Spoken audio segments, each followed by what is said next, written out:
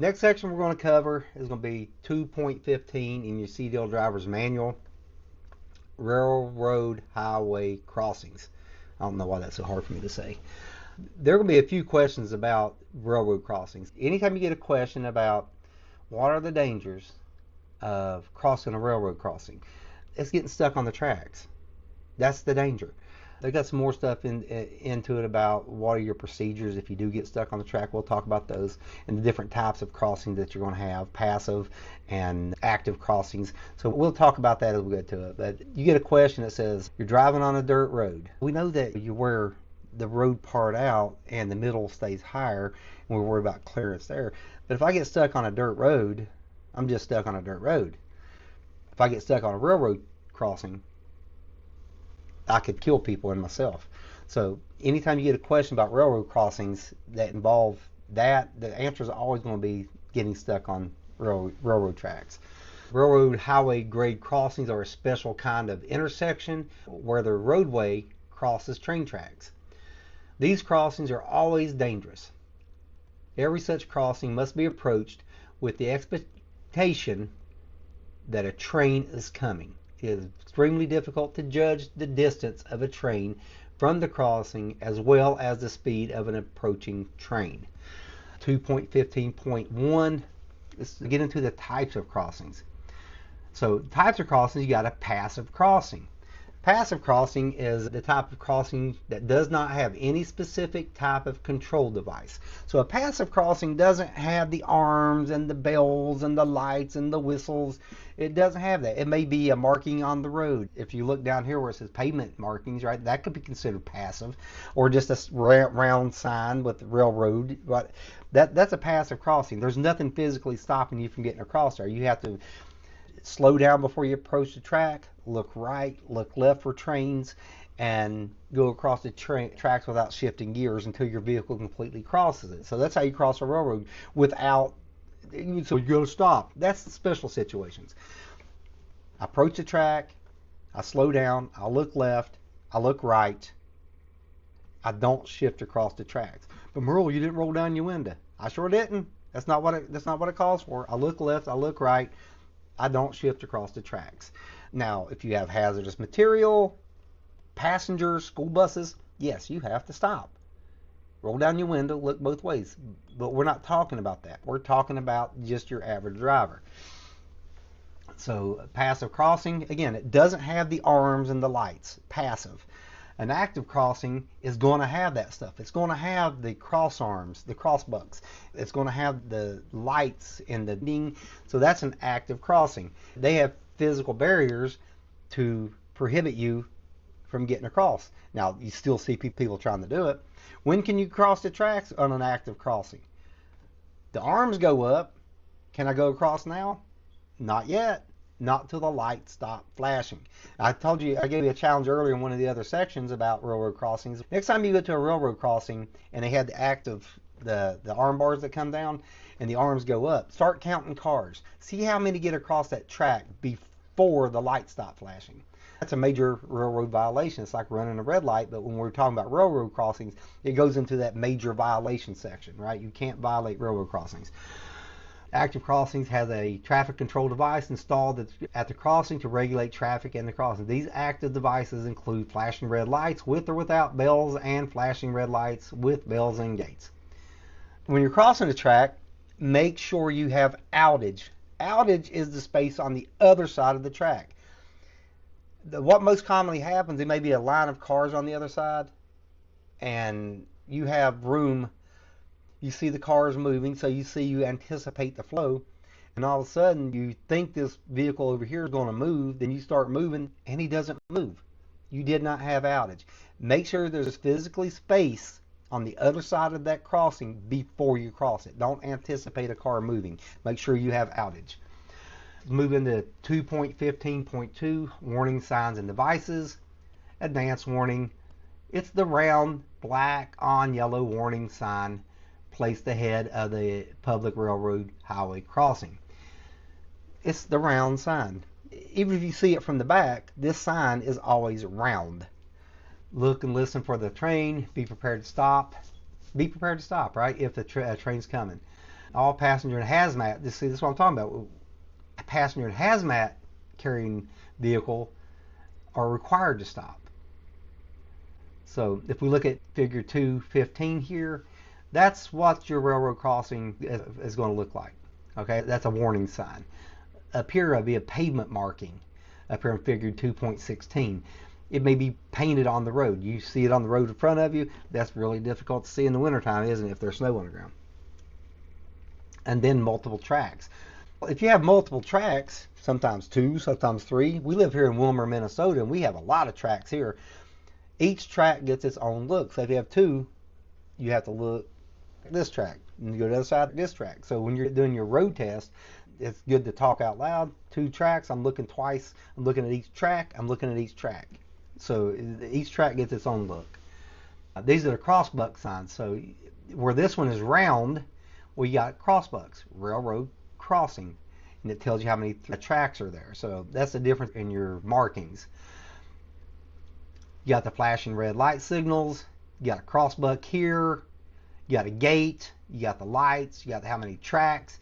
So that's that's an active crossing, right? It's not passive. The gates, don't blow through the gates. Don't try to beat the gates. That's not what they're for. They're meant to stop you, so stop. 2.15.3 driving procedures. Never race a train to a crossing. You see the train coming, don't think you're just going to run across in front. No, you see a train coming, you stop. That's what you do. You stop. Reduce your speed. So, like I said, as you're approaching the crossing, slow down. Look both ways. Don't expect to hear a train. So that's what I say, because sound works different. You may not hear it. It may be behind you, may be in front of you. Don't rely on hearing it. So you look, trust your eyes. Don't rely on the signals. They're machines. Maybe the electricity's out. Maybe they're faulty. So don't trust them. Even if you see one with the active crossings, always approach a railroad crossing the same way. Look left, look right. Don't shift gears across the track so you don't run the risk of getting stalled or stuck on the track. Double tracks require a double check. I mentioned that just a few minutes ago, right? So double tracks require a double check. Yard areas and grade crossings in cities and towns. Yard areas and grade crossings in cities and towns are just as dangerous as rural grade crossings. Approach them with much caution.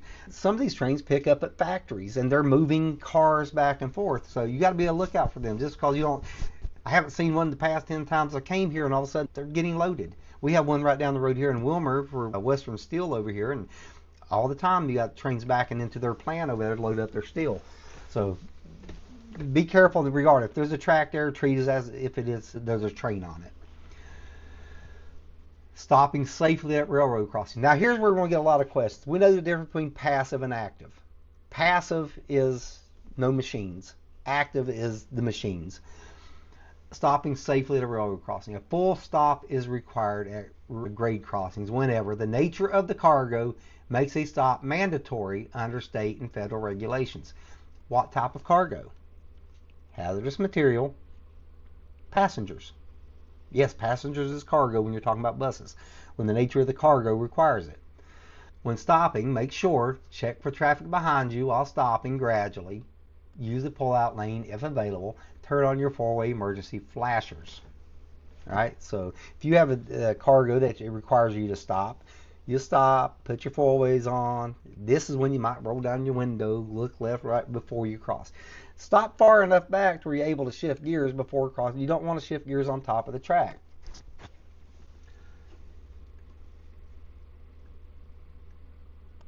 And we were talking about outage earlier.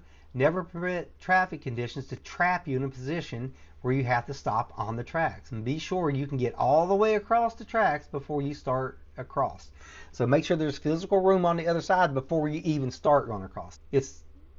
It takes a typical tractor trailer unit at least 14 seconds to clear a single track and more than 15 seconds to clear a double track. So it takes, especially coming from a stop, right? Do not shift gears while crossing the tracks. We'll highlight that there for you. You probably see that one. How long does it take to get across the track?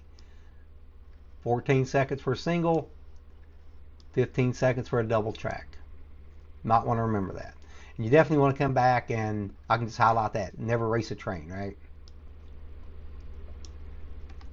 Know the difference between, let's come back up, know the difference between your active and your passive crossings.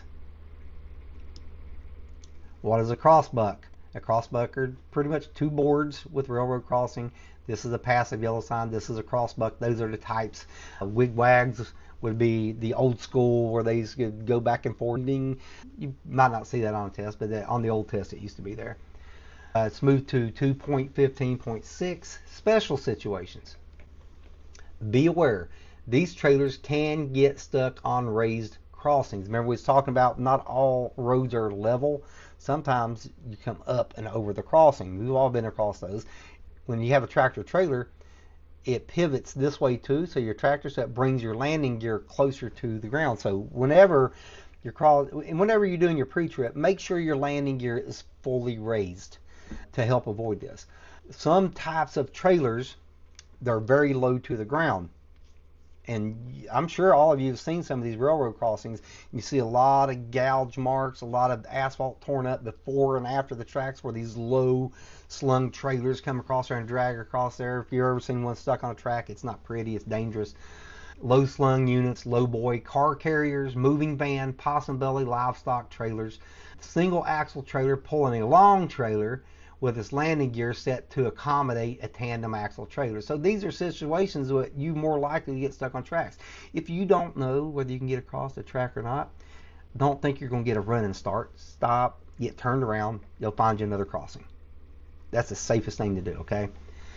Now here, you're going to have a lot of questions about this. If you do get stuck on the tracks, what is the first thing you're going to do? You're going to call somebody? Is that the first thing? No. If you get stuck on a track, the very first thing you're going to do is get out of that truck. So what's the first thing you're going to do? Get out and away from the tracks. Right here. For any reason, that's the very first thing you're going to do is get out of it. Don't think they're going to trip you up a little bit. They're going to say, what's the first thing you're going to do? Call 911, do this, do that. No, get out of the vehicle and away. Exit the vehicle at a 45-degree angle away from the tracks. Instead of 90, 45 degrees away, you're less likely to get hit by debris and impact if it does impact, okay? Check the signpost or signal housing at the crossing. So get out of the track, check the signpost. The most railroad crossings have some information, emergency information on it in case you do get caught on tracks. That's how bad it is and how common it is for people to do this. If they don't have that number on there, so that it'll have emergency number, you'll call this after you're out of the vehicle. That's the first thing you do. Then you'll call the emergency number posted on the signs at the railroad crossing, and it'll have another number down there, BGD 11, whatever it may be, and you'll give them that number. They know exactly which crossing it is, therefore they can get in touch with their train conductors to stop the trains before crossing that way if they have time. If they don't have that number, 911. They give the location of the crossing using all identifiable landmarks, especially the DOT number if posted. Okay? So it's very important. I want you to pay special attention to this highlighted area here. It will be on your test. It will be. It's that important, okay? They're going to ask you this, maybe not in the way you understand, but first thing you do is get out of the truck. The next thing you do is call emergency, whether it's 911 or the posted number. I hope that helps with the railroad crossing. They do put a lot of emphasis on railroad crossings. They may ask you 3 or 4 different questions that mean the same thing in different ways just to make sure you understand. 2.16, mountain driving. This mountain driving can be dangerous just for the grades. Gravity has a big impact on your vehicle. When you're climbing a mountain or mountain grades, it's slowing you down because it's hard to pull up with a load. Then when you go down the other side of the mountain, gravity's going to push you down. So mountain driving, keep your coolant, keep your belts and all that stuff in condition. But in mountain driving, gravity plays a major role, right? So I highlighted that. It must mean something. On any upgrade, gravity slows you down. The steeper the grade, the longer the grade, and or the heavier the load, the more you will have to use lower gears to climb hills or mountains. When do we know to shift? If I'm climbing a mountain, let's say I'm in my highest gear, I'm in a 10 speed, I'm in 10th gear, and all of a sudden my RPMs start dropping. The truck's doing all she can, And I can't just push the gas. It's not going to pull it in 10 because of the weight. So if I start approaching that 10, 12 RPM mark, I'm on a downshift. And eventually I'll find the gear that's going to keep me in between 10 and 15, and that's the gear I'm going to climb in. When I get to the top, that mountain's a mountain. So it goes up and it comes down. And they can be grades. If you go to California, Oregon, Colorado, the Rockies, there's a lot of grades. And we don't want to overheat our brakes. And when we're talking about mountain driving, that's one of the main things we're talking about. We don't want to overheat our brakes. So select a gear that's going to help. First, we don't rely on our brakes to slow us down on mountain grades. We rely on our transmission to begin with, whether it's automatic or a manual transmission. If it's an automatic, I'm going to select it over to manual mode, and I'm going to keep an eye on whatever the gear is right there on your dash. I climbed it in 8th. Okay, I'm at the plateau at the top of the mountain. I'm getting ready to go down the other side. Downshift prior to going down the other side. At least one gear, or whatever the gear is in relationship to the posted, say, speed limit. Use your engine brakes. So we use our transmission and engine as a primary means of keep maintaining our speed, and the brakes are not primary. They are secondary to everything else. That's just to control our speed. That way we don't have to constantly use them. If we constantly use them, we're going to be talking about expansion of our brake drums, and that's a bad situation to be in. So let me read this. So the steeper the grade, the longer the grade, and or the heavier the load, the more you will have to use the lower gears to climb hills or mountains. In coming down long, steep downgrades, gravity causes the speed of your vehicle to increase. You must select an appropriate safe speed, then use a lower gear. The proper braking techniques. You should plan ahead and obtain information about any long, steep grades along your planned route of travel. If possible, talk to other drivers who are familiar with the grades to find out what the safe speeds are. You must go slowly enough so your brakes can hold you back without getting too hot. If the brakes become too hot, they may start to fade. What does fading mean? This means, remember we talked about hydraulic brakes in a previous section? Hydraulic is fluid. So a good way to remember it is if hydraulic is fluid, I clean up fluid with a sponge. So with hydraulic brakes, my brakes may feel spongy. Not true with air brakes. This means you have to apply them harder and harder to get the same stopping power. If you continue to use the brakes hard, they will keep fading until you cannot slow down or stop at all. That means you have no brakes. So at that point, when you're out of brakes, you have no brakes. You should have stopped already, but if you haven't, you're going to run into trouble. A few years ago, there was a gentleman in Colorado, faded his brakes. He missed all the truck ramps. They're runaway truck ramps. And anybody with a runaway vehicle can use them, buses, trucks, cars. If you lose your brakes, you can use these ramps. And he bypassed them. By the time he got to the bottom of the mountain, there was a bunch of cars in a backup traffic jam. He had no way to stop. He ran into all of them. I can't remember how many people died in that situation, but at first he ended up, I can't remember, it was 100 and some years of prison time that they was going to give him, and the governor got involved and reduced the sentence, but he still went to prison for a long time. It had a lot to do with his employer, had a lot to do with his training, where he'd never driven in mountains before. A lot of factors went into that, but that's just a situation where if you don't have brakes, you don't have brakes. You have no way to stop it.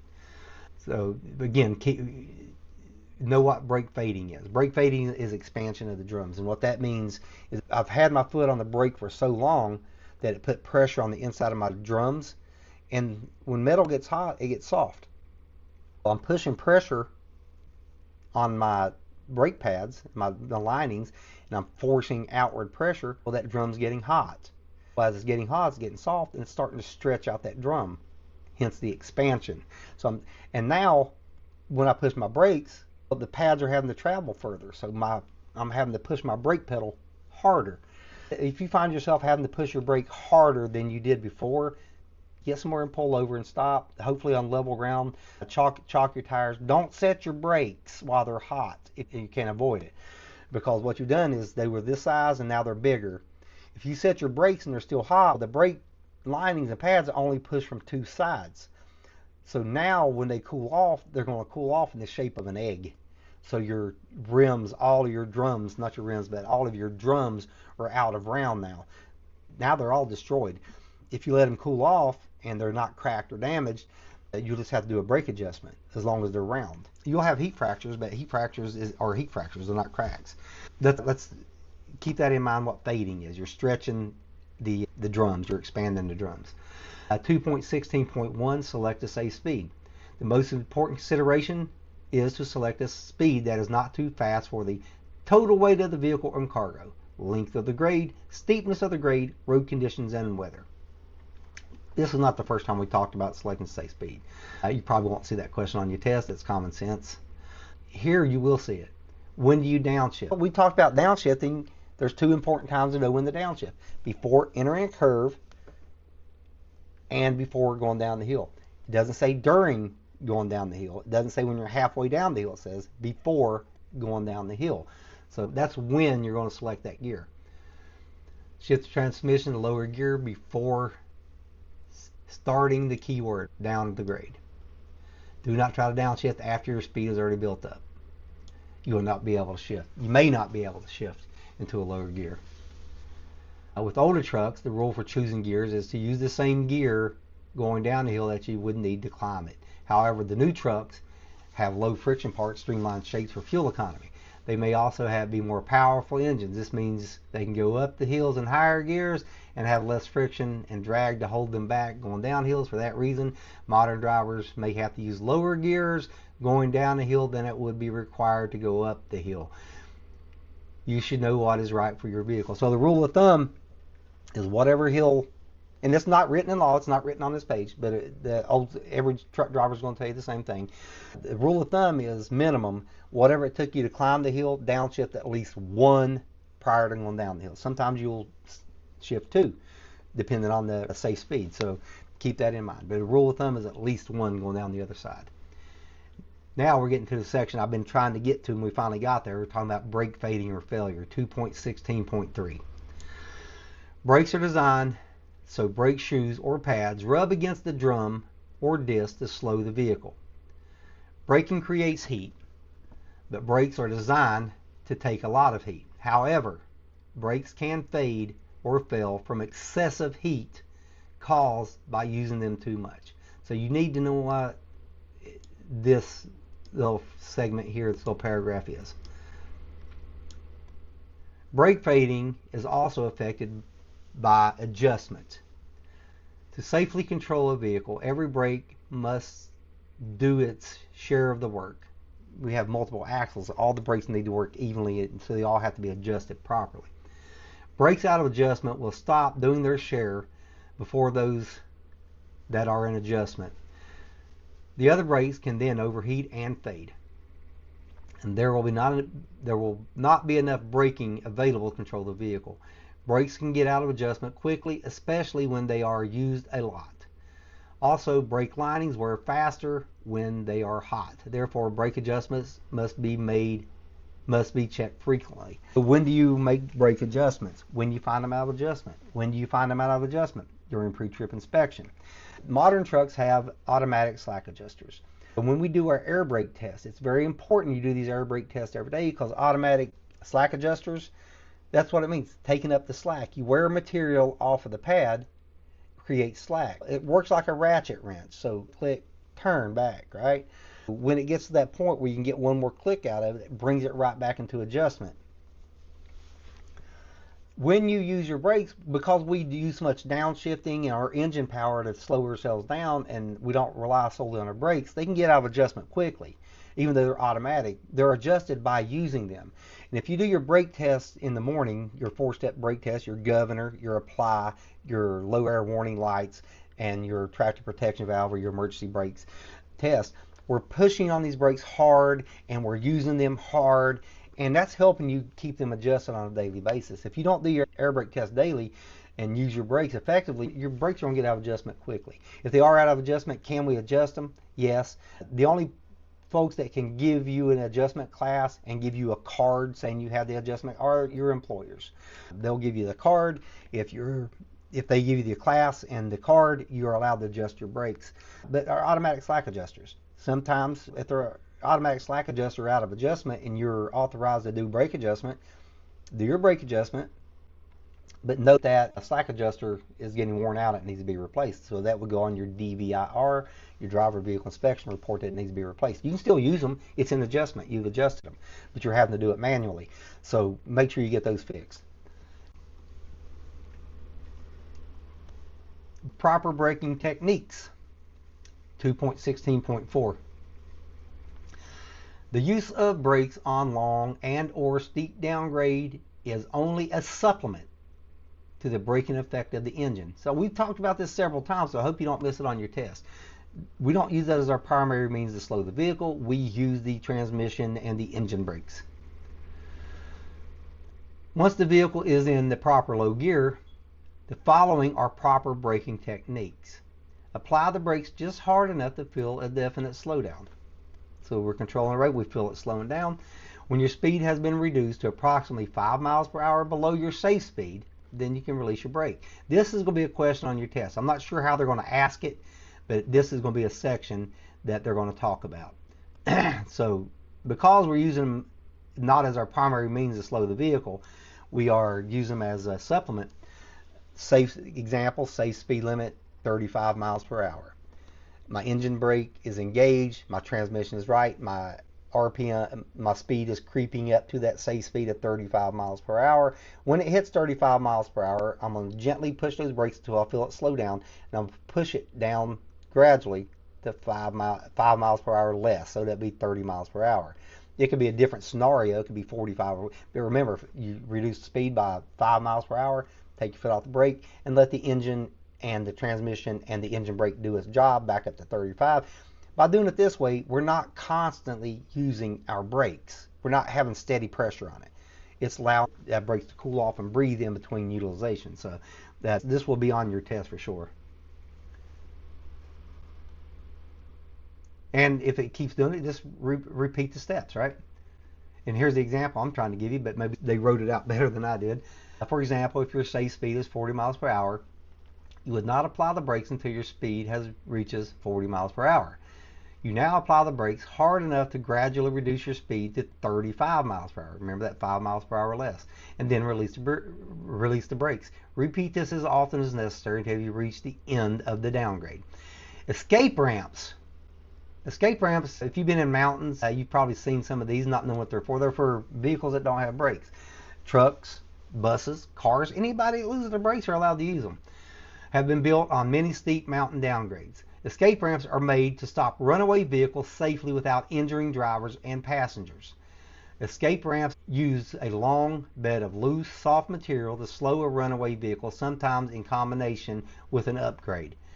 No escape ramp locations on your route. Signs show drivers where ramps are located. Escape ramps save lives, equipment, and cargo. So the primary reason for these escape ramps are to stop your vehicle. It will save lives. It will also save damage. Am I going to say that the vehicle is going to be unscathed or undamaged? I'm not going to say that, because you're hitting, it's called sink rock, right? It's loose material, it sinks up, and sometimes it goes up for gravity to assist it. You may have some damage to your vehicle, but it's going to save a lot of damage. What's the alternative? Not using it? Now you're killing people, now you're total, maybe yourself. The equipment, so it's going to save equipment, it's going to save lives, it's going to save cargo.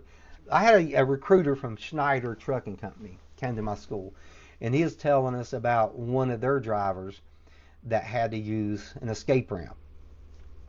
And I love the way Schneider looked at it when they did this. The gentleman thought he was going to get fired because he didn't downshift properly, didn't use his brakes effectively, but he used the escape ramp. They gave him a safety award because he made the right decision. Yes, it damaged the equipment. He was alive, the cargo was safe, done a little bit of damage to his airlines and his underneath his vehicle and stuff. But he got an award for that. That's a good company when they look at the big picture and say, he saved lives. Okay? Does he need more training on effective braking? Yes. But he saved lives. So that's what we want to focus on, right? And at the end of the day, you lose your job or lose your life. Pick one. I was looking for a job when I found this one. I'll see you later. but there's no cargo or no trip or no load worth risking other people's lives or your own life. So keep that in mind. We're going to stop here after we do this section here. So it's going to be 215 and 216. What factors determine your selection of a safe speed when going down long, steep downgrade? The grade of the mountain itself, that determines the weight of your cargo, the safe speeds. Those are things that are determining factors on how you determine a safe speed. That weight, that gravity, you got to take into consideration, because gravity can push you. The steeper the grade, the more gravity is going to work against you. Why should you be in a proper gear before starting down the hill? There's that magic word, starting down a hill, to help hold your vehicle back so the engine and transmission and the engine brakes can do its job, so you have to rely less and less on your actual brakes. Describe the proper braking technique when going down a long, steep downgrade. We're talking about, that's secondary, right? So describe it. I have a safe speed. When my speed reaches safe speed, I use my brake hard enough to start slowing it down nice and efficiently and gradually. Don't stomp on it. Just slow it down 5 miles per hour less than the speed limit, and then take your foot off and let it do it. Repeat as many times as necessary, but at least you're not constantly holding your brake pedal down, which leads to brake fade, right? Expansion of your drums. What type of vehicles can get stuck on a railroad crossing? Low slung vehicles. If you want some examples, low boys, moving vans, possum belly trailer, livestock trailers, car haulers, the bottom of their trailers are very low to the ground. Our dry vans, our reefer trailers, things like that, we have 3.5, 4 feet. We still have the landing gear to worry about, but those are less likely to get stuck on the railroad crossing. But low slung trailers is the word you're looking for, low slung trailers. How long does it take for a typical tractor trailer to clear a double track? Oh, I told you that we highlighted that for a reason, didn't we? So single track, it's 14 seconds. A double track is 15 seconds. What's the proper procedure? Slow down, look both ways. Make sure you have clearance on the other side of the tracks. Anytime you get a question, what are the dangers of crossing railroad tracks? Getting stuck on a railroad track is going to be the answer. What's the first thing you do if you do get stuck on a track? Get out of the truck. The next thing you're going to do is call emergency numbers, and remember the numbers that are on the railroad crossing, the identification marks, any notable landmarks. If you can't, they don't have a number there, 911. Okay, so those are things you want to focus in on, and we're going to stop right there, and we will continue on at section 2.17, driving emergencies, when we come back.